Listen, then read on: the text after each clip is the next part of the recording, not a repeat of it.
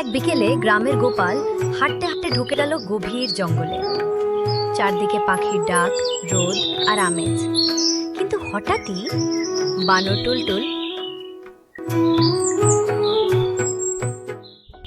ওই থাম গোপাল, তোমাকে আমরা গ্রেফতার করলাম।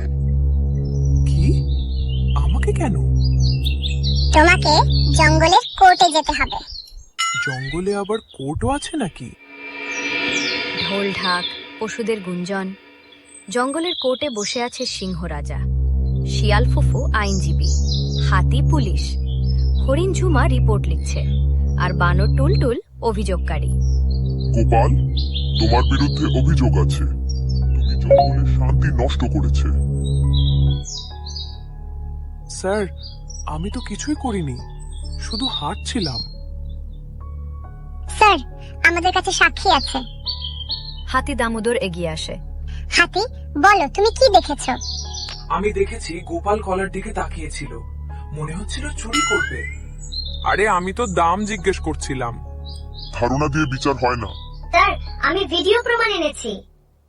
পাতায় কাদা দিয়ে আঁকা গোল ছবি দেখায়। এটা কি? এটা তো আমার মতো না। হ্যাঁ, কিন্তু তোমার মতোই দেখতে একটু। স্যার, আমার আসল অভিযোগ হলো গোপাল আমাকে জিজ্ঞেস করেছে, তুমি এত কলা খাও, রাতে শুয়ে কলা গাছ যেন না হয়ে যাও। স্যার, আমি খুব অপমানিত হয়েছি, আমি কষ্ট পেয়েছি।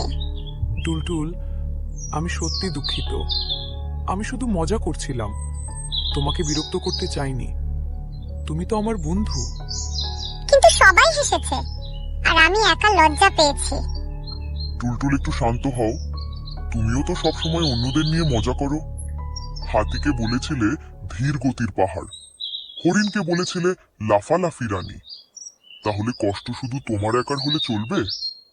হ্যাঁ স্যার, আমি অনেক সময় বাড়াবাড়ি করি। সে সিংহ বলল। গোপাল দোষী না, কিন্তু সবাই চুপ। গোপাল আর টুলটুল একসাথে একটি বিশেষ কাজ করতে হবে।